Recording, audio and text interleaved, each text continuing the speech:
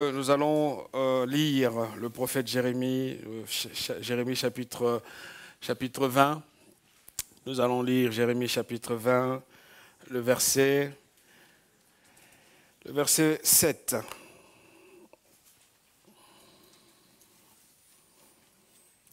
Jérémie 20, verset 7, nous lisons « Tu m'as persuadé, Éternel, et je me suis laissé persuader. Tu m'as saisi et tu m'as vaincu. Et je suis chaque jour un objet de raillerie. Tout le monde se moque de moi. Tu m'as persuadé, Éternel, et je me suis laissé persuader. Tu m'as saisi et tu m'as vaincu. Et je suis chaque jour un objet de raillerie. Tout le monde se moque de moi. » Un prophète qui était tout à fait naturel, un homme qui était tout à fait ordinaire, un homme qui était vrai dans sa personnalité, vrai dans sa façon de faire, parce que Jérémie était tout simplement quelqu'un qui était naturel. Frères et sœurs, il est important de voir dans la Bible que Dieu ne réserve pas le service à une élite, à des personnes politiquement correctes, à des gens intellectuellement équilibrés ou à des personnalités fortes comme nous avons souvent tendance à l'imaginer. L'appel de Dieu est un appel qui s'adresse à tous. L'appel de Dieu est un appel qui part de Dieu vers l'homme. Il s'agit des projets et des intentions que Dieu a pour ses enfants. J'aime beaucoup le livre de ce prophète parce que Jérémie était un homme vraiment ordinaire. Jérémie est le portrait de quelqu'un de vrai, de quelqu'un de simple, de quelqu'un qui pouvait parfois entrer en discussion avec Dieu. On le voit, si vous avez lu son livre, vous verrez que le prophète Jérémie était un prophète qui était tout simplement naturel. Ici, dans le chapitre 20, tout commence par cette confession où on trouve le prophète en train d'exprimer en toute liberté son ressenti. Le prophète a l'impression que Dieu l'a embarqué dans une histoire compliquée. Un Dieu, en quelque sorte, a joué avec lui un jeu de séduction pour un appel qu'il ne voulait pas au départ. Mais voilà, il se retrouve en quelque sorte contraint d'accepter cet appel. Il prend même Dieu en partie et lui dit « Écoute, Seigneur, tu m'as vaincu, tu m'as saisi. » Et vous savez, les mots sont forts, les mots sont vraiment pesés. Lorsque vous saisissez quelqu'un, vous ne demandez pas forcément son consentement. Vous venez et vous le saisissez. Et le prophète va du coup exprimer tout son cœur à Dieu. Souvent, on a tendance dans les églises et dans les milieux chrétiens à demander aux gens qui se plaignent de ne pas le faire. Dieu n'est pas contre les plaintes.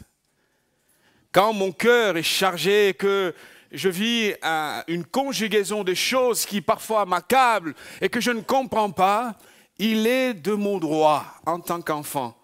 Il est de mon droit en tant qu'enfant de Dieu de venir devant mon Père et de lui dire à lui toute ma colère et toute ma frustration. Prophète Jérémie commence par dire à Dieu, tu m'as persuadé. Mais très rapidement, il va parler du fait d'avoir été saisi. Et un peu plus bas, il dit, tu m'as parlé, mais chaque jour, je suis un objet de honte. On se moque de moi. Les gens me regardent et s'interrogent. Quand je fais ceci, et voilà, et le verset qui vient un peu plus bas, il dira que à chaque fois que je parle, je crie à la violence. Quelle violence? Et c'est la violence observée ou la violence subie? Il y a les deux. Au fond de lui, il y a une pression. Une pression parce que l'appel de Dieu sur ta vie, que tu veuilles ou pas, c'est vrai, tu conserves la liberté de décliner cet appel, mais il y a comme une pression intérieure qui travaille ton âme, qui travaille ton être à être disposé à l'écoute de cet appel sur la vie, sur ta vie.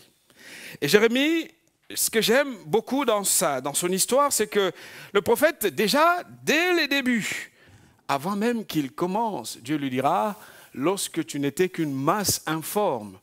Vous savez, le chapitre 1, il y a une discussion lorsque tu n'étais que vraiment des cellules, lorsque tu n'étais rien du tout et que tu n'avais même pas d'avenir d'un point de vue des hommes, parce qu'une masse informe n'a aucune garantie qu'elle sortirait. Je ne suis pas pro-avortement, vous le savez. Mais tout peut arriver. Mais même là, Jérémie, je te connaissais. Souvent, on croit que Dieu nous sélectionne en fonction de nos accomplissements. Dieu nous appelle en fonction de notre arrière-plan. Dieu nous appelle en fonction de notre héritage, de notre bagage culturel. Loin de toutes ces choses. Dieu nous appelle parce qu'il a un plan qu'il veut accomplir à travers nous. Quelle que soit notre histoire passée, Dieu est aux commandes et c'est lui qui a des besoins. Je n'ai besoin de rien lorsque je réponds à un appel. Ma réponse à l'appel est en fonction des projets de Dieu. Et le prophète dit, Seigneur, tu m'as saisi. Parce que jamais, alors jamais, il ne peut exister d'appel si nous ne passons par la phase de la capitulation. La phase de l'acceptation, l'abandon, accepter de faire ce que Dieu nous appelle à faire. J'ai un problème avec mon PowerPoint, on peut l'éteindre parce qu'ici, ça ne prend pas. Donc, ce n'est pas grave, on peut éteindre. Au chapitre 23, si vous lisez, vous verrez que le prophète commence par, Dieu parlera au prophète en lui disant, il y a des gens qui courent, mais je ne les ai point appelés. Je ne leur ai point donné l'ordre de le faire, de partir, de courir, de faire des choses qu'ils font. Et la réponse forte, la conséquence en tout cas, Dieu dit, ils ne sont d'aucune utilité à ce peuple. Lorsque l'on part, Jérémie 23, verset 32, lorsque l'on s'autoproclame, lorsqu'on s'arroge le droit, sans avoir entendu d'abord l'appel et répondu à l'appel, et qu'on s'octroie des droits qui ne viennent pas de Dieu, il y a un résultat néfaste. Oh, ça peut marcher au début, ça peut faire quelques succès pendant un moment, mais avec le temps, on reconnaîtra l'arbre par son fruit. Frères et sœurs, nous avons besoin de passer donc par cette phase de l'acceptation de l'appel de Dieu sur notre vie. Et un appel qui commence, ou le prérequis de cet appel, c'est d'abord un intense désir qu'il y a au fond de notre cœur. Si vous lisez Jérémie, vous verrez qu'il n'a cessé jusqu'à la fin de sa vie à lutter entre les frustrations de sa nature humaine et l'amour profond et sincère de Dieu. Parfois, nous aimerions que tout soit normal et que tout soit tranquille. Et non, nous vivrons frustrés, mais nos frustrations trouveront la satisfaction uniquement en Dieu. Et en Dieu seul.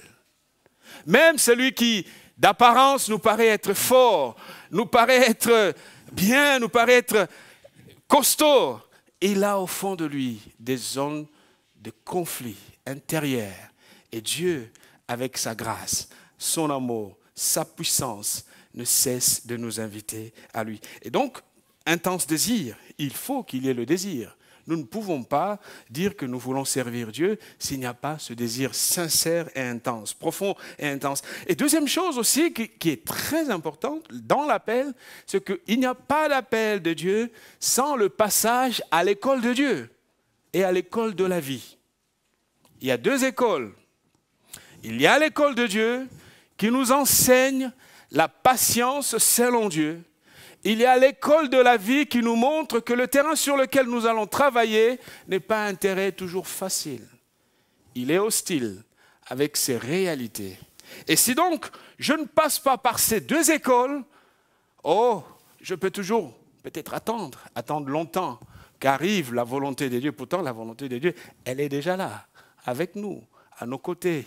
Elle ne cherche qu'à ce que chacun d'entre nous obéisse pour entrer dans le plan que Dieu a tracé pour sa vie.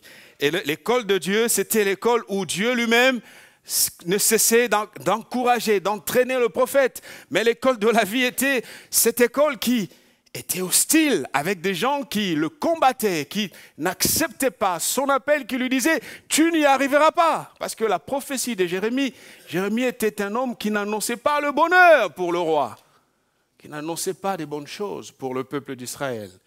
Et pourtant, il était vrai et sincère parce qu'il annonçait ce que Dieu lui disait.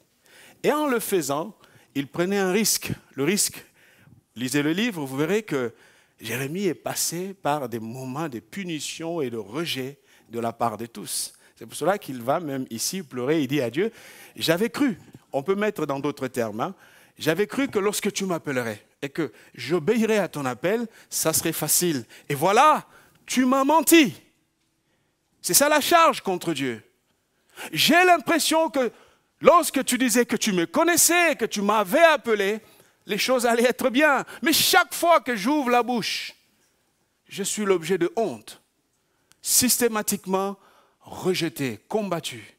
Personne n'accepte, personne ne veut entendre tes voix. Alors le prophète recule dans les larmes parce qu'il ne comprend pas ce qui se passe. L'appel de Dieu, mes amis, est un appel qui nous invite à vivre ici et présent les signes d'un autre royaume. C'est bien l'évangélisation et j'aime l'évangélisation. Nous ne pouvons ne pas évangéliser. Mais la meilleure évangélisation qui puisse exister, c'est lorsque le monde qui nous entoure voit les signes d'un autre royaume. Lorsque Pierre dit dans 1 Pierre, prenez 1 Pierre chapitre 3. Nous allons lire 1 Pierre chapitre 3. Ce verset est mal compris, très mal compris. Parce que les questions des autres n'arrivent que lorsqu'il y a observation, constat, qu'il y a une différence. 1 Pierre chapitre 3, verset 15. La parole de Dieu dit ceci. Mais sanctifiez, vous voyez, on commence par le mot sanctification. Sanctifiez dans vos cœurs Christ le Seigneur. Sanctification, Christ le Seigneur. Ces mots sont forts. Et la suite, l'apôtre dit, étant toujours prêt à vous défendre avec douceur et respect devant quiconque vous demande raison de l'espérance qui est en vous. Ça commence avec quoi? La sanctification dans mon cœur de Jésus-Christ le Seigneur provoquera des interrogations de la part de mon entourage parce que connaître Dieu ou répondre à l'appel de Dieu n'est rien d'autre que de vivre les signes d'un autre royaume ici sur terre. Nous pouvons dire, nous pouvons chanter, nous pouvons crier, mais ce que les gens regardent, ce qui interpelle les gens, c'est comment je vis. Suis-je un message vivant ou suis-je plutôt une trompette qui crie beaucoup plus fort, qui sonne beaucoup plus fort? Et l'appel, commencez à vivre l'appel de Dieu dans ce monde. Vous avez l'illustration d'un homme qui a répondu à l'appel de Dieu, l'apôtre de la Chine, un homme formidable, Hudson Taylor. Nous allons lire, ça a été l'homme qui, ayant entendu la voix de Dieu, va accepter de faire ce que Dieu l'a invité à faire. Et nous avons ce que je lis ici, vous le trouvez dans un livre dont la référence est un peu plus bas. Je vous l'ai mise pour que vous alliez voir si vous voulez ou acheter le livre, le lire.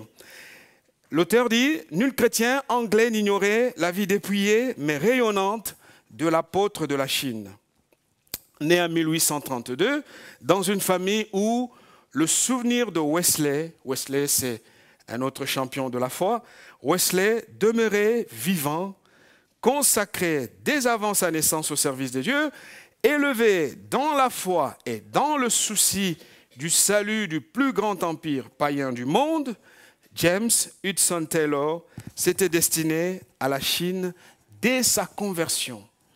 Il n'avait pas résisté à la voix qu'on ne peut confondre avec quelque autre impulsion, dès lors qu'elle dit « Va en Chine pour moi ». Il avait sacrifié un amour qui lui empêchait d'obéir à l'appel des 450 millions de Chinois à l'époque. Il avait vécu par la foi dans une pauvreté absolue en apprenant la médecine et le chinois jusqu'au jour où la Société des missions de Londres l'avait envoyé à Shanghai où il arrivait à 22 ans. Il s'était fait chinois en Chine et malgré les remontrances des Européens il avait revêtu le costume chinois. Il vivait comme ce peuple hostile à la bonne nouvelle et malgré l'indifférence de ses collègues, l'appui insuffisant de la société missionnaire et les difficultés matérielles. Taylor avait réussi à porter la croix dans quelques villes de la côte. Il avait été conduit à se servir de ses connaissances médicales et s'était chargé d'un hôpital et d'une mission pour lesquelles il n'avait pas d'autres ressources que celles qui lui étaient données en réponse à la prière. Mais, miné par la maladie, il lui avait fallu rentrer en Angleterre où un long séjour parut consommer l'échec de sa vocation. Car il ne pouvait demeurer au service d'une société missionnaire, les conceptions de Taylor paraissaient utopiques à la plupart des chrétiens. D'autre part, l'œuvre poursuivie jusqu'alors n'avait pas répondu au profond désir du jeune missionnaire, pénétrer dans cet empire fermé, porter le nom de Jésus aux millions de Chinois et qui n'avaient jamais entendu parler.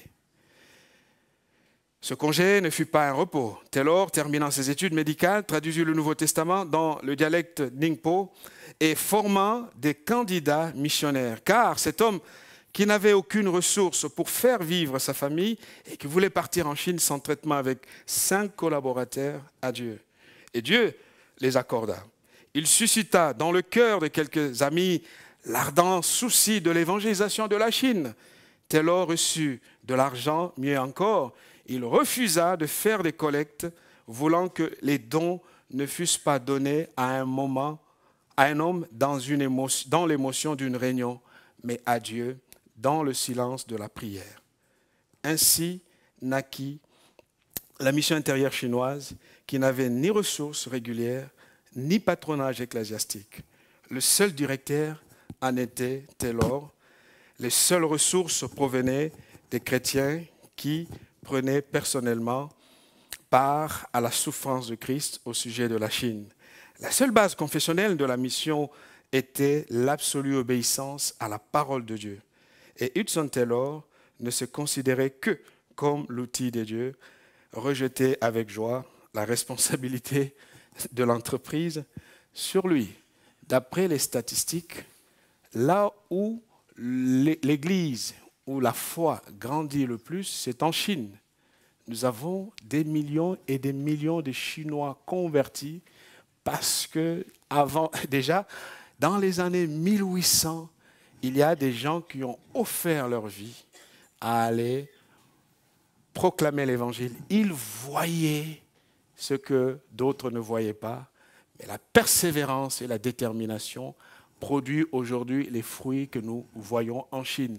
S'il y a une croissance de l'Église dans le monde, elle est en Chine, elle est en Amérique latine, et après, ce sont dans les pays de l'Afrique. Cet homme a vu des choses avant même qu'elles ne viennent à l'accomplissement. Ça n'a pas été facile. Lorsqu'il a entendu la voix de Dieu, il ne pouvait peut-être pas être compris. Déjà, sa mission ne le comprenait pas, et les amis ne comprenaient pas, les chrétiens ne comprenaient pas, mais il a décidé de s'abandonner totalement entre les mains de Dieu jusqu'à ce que, des années après, aujourd'hui, nous parlons de la Chine. J'ouvre une parenthèse, mon frère, ma sœur. Si vous croyez que Dieu vous a parlé, si vous croyez que ce que vous faites est juste, même si vous n'en voyez pas les fruits dans l'immédiat, cela ne veut pas dire que Dieu n'est pas avec vous. C'est une question de temps. Les voies de Dieu, le temps de Dieu, la vision de Dieu n'est jamais notre vision à court terme. Dieu voit loin. Le plus important, ce n'est pas ma renommée, ce n'est pas ma réputation, ni la tienne. Hudson Taylor est décédé, mais aujourd'hui nous parlons de lui des années après. Est-ce que, au moment où il faisait Savait-il que la Chine serait comptée parmi les pays où il y a des puissantes églises? Frères et sœurs, commence par capituler devant Dieu. Abandonne, accepte d'être saisi par Dieu. Accepte d'être vaincu par Dieu. C'est un processus qui peut avoir une certaine violence, mais Dieu connaît ses voies. Lorsque tu obéis et que tu es fidèle, tôt ou tard, tu verras, et même si tu ne le voyais pas de ton temps, peu importe. Jésus disait aux apôtres, vous êtes entrés dans le champ dont les autres ont été, il leur dira, vous entrez dans ce champ que les autres ont planté. Notre église était impliquée dans l'implantation d'une église à Créteil. Oh, Jean-Fils pouvait en parler, Blanchard peut en parler, Raphaël peut en parler. L'argent, le temps, l'énergie de beaucoup de personnes.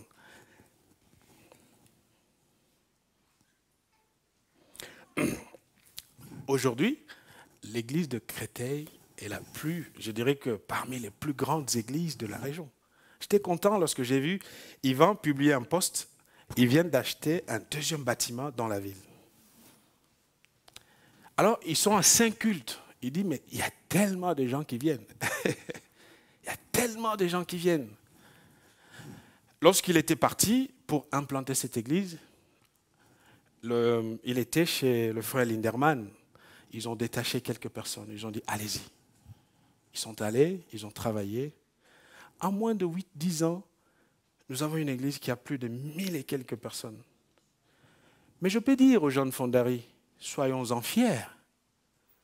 Nous y sommes allés avant. Notre ancien trésorier de l'église est là-bas. Amen. Il est là-bas. Une bouteille d'eau, pardon.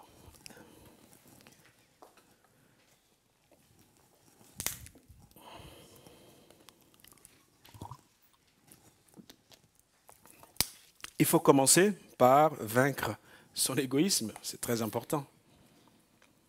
Lorsqu'on ne voit que devant sa porte, et on dit à Dieu, c'est pour ici, c'est pour ici, c'est pour ici. Non. Voyons comme Dieu. Vous tous qui avez souffert, je n'étais pas là, je n'étais pas le pasteur, c'était à l'époque de M. Margaret. Vous avez souffert, vous avez donné de votre temps. Mais soyons fiers de ce que l'église de Créteil est en train de vivre.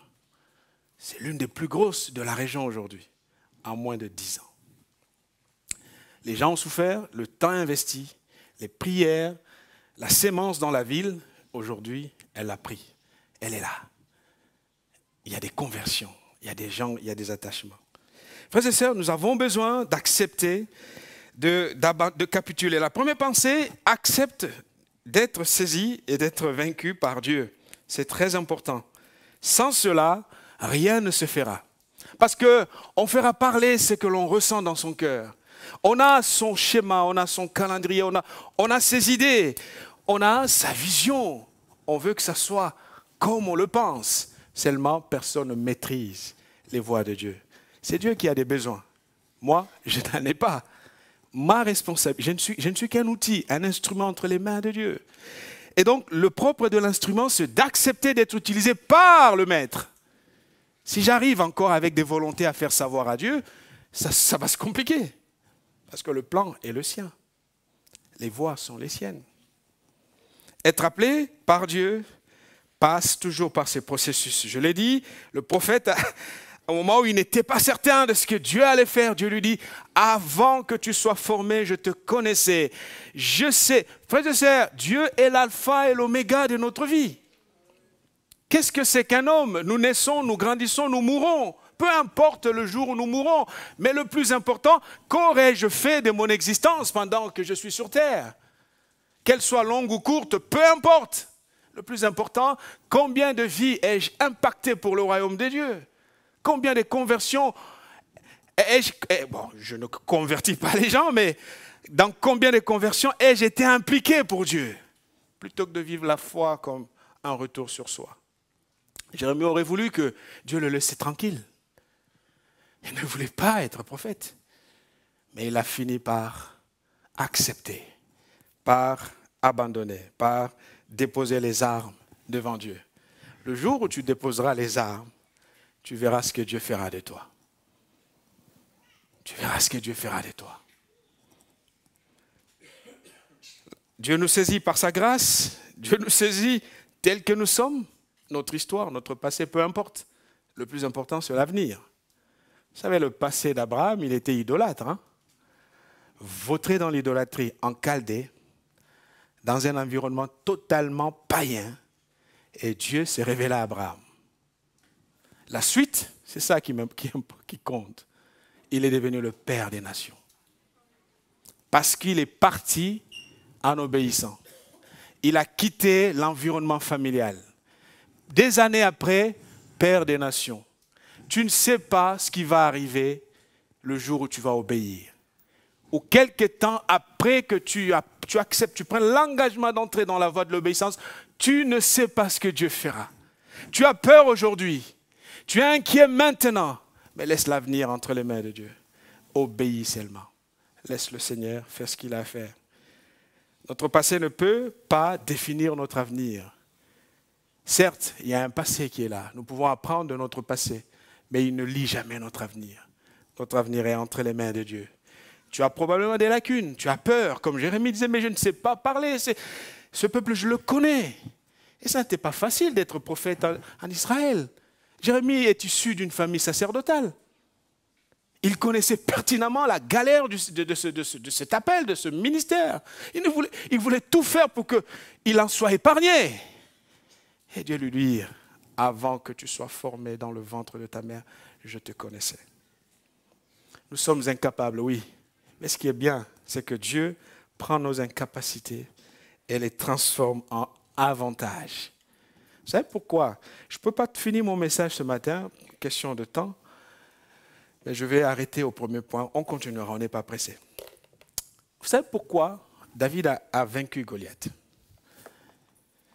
Au fait, il y a le fait qu'il s'est appuyé sur le Dieu d'Israël. Mais, je ne sais pas si vous avez déjà analysé ce point. David avait beaucoup de désavantages par rapport à Goliath. Toi qui es faible, toi qui es incapable, glorifie-toi de tes incapacités. Goliath dit à David, approche-toi. Et tu verras que je donnerai ta chair aux oiseaux. C'est écrit comme ça. Hein? David évite de faire ce que Goliath lui proposait. Même s'il savait que Dieu était avec lui. Parce que s'il avait fait, Goliath le déchiquetait en quelques secondes. Il n'avait pas le même poids.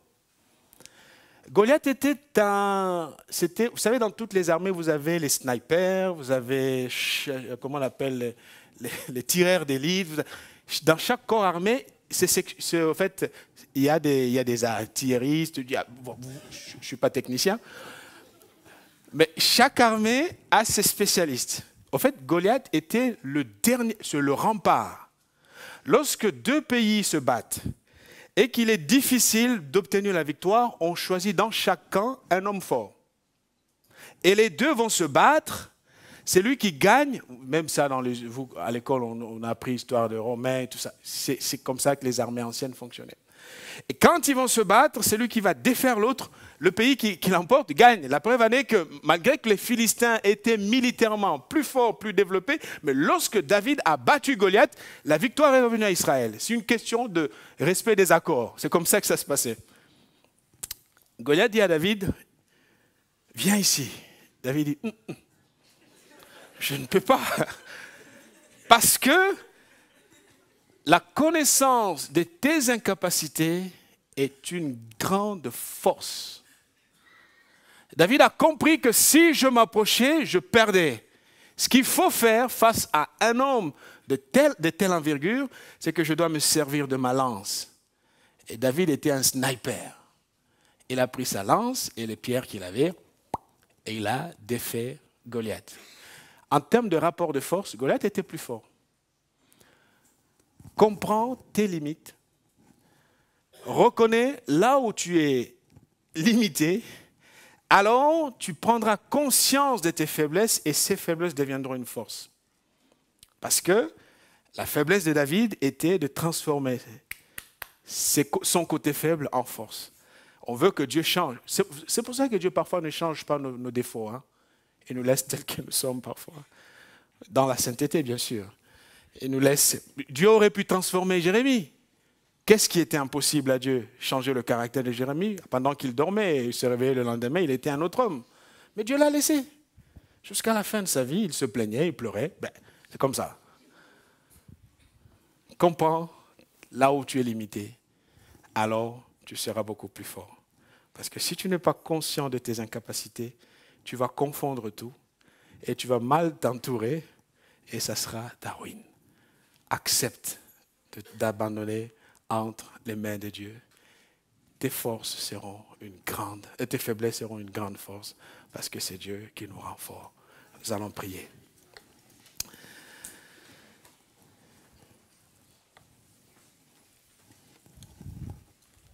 Seigneur, c'est toi notre Dieu. Seigneur, c'est toi notre force. Nous voulons vraiment te bénir pour ta fidélité, Seigneur, pour ta grâce, pour ta bonté. Nous voulons te bénir parce que même si nous sommes faibles et que nous nous plaignons, que nous pleurons, que nous crions, Seigneur, tu connais notre vie. Avant même que nous naissions, la Bible déclare que tu nous connaissais. Avant même que nous soyons formés dans le ventre de notre maman, Seigneur, tu nous connaissais. Et tu as déjà, avant ce temps-là, tu nous as établis. Alors accepte, Seigneur, prépare notre cœur à accepter plutôt ta volonté, mon Dieu. Dispose-nous à abandonner nos forces, à nous abandonner tout simplement entre tes mains. Car le plus important, Seigneur, c'est toi. Le plus important, c'est toi parce que tu es éternel. Qu'est-ce que c'est que l'homme, Seigneur? Nous sommes là et demain nous disparaissons. Fais-nous grâce de prendre part à l'appel. Tu nous appelles à te servir, Seigneur. Tu nous appelles à te suivre. Tu nous appelles à obéir. Et ce matin, tu sais que tu répètes cette voix à quelqu'un ce matin qui, depuis des années entend cette voix. Mais qui résiste. Oh Dieu, viens. Viens, Seigneur. Fais-nous grâce. Je prie avec toi qui a entendu clairement la voix de Dieu. Mais tu as refusé. Et tu refuses. Que tu sois converti ou pas. Pour ceux qui sont convertis, peut-être que Dieu t'appelle à entrer dans un appel particulier. Mais jusqu'aujourd'hui, tu présentes des excuses, des raisons. Tu avances tellement d'arguments au Seigneur. Je t'invite tout simplement à te lever là où tu es, nous allons prier. Et à toi qui veux abandonner ta vie entre les mains de Dieu comme signe de cette appartenance, lève-toi, nous allons prier. Tout simplement, lève-toi. Ce matin, c'est ton jour. Alléluia. Merci ma sœur. Nous avons nos yeux fermés.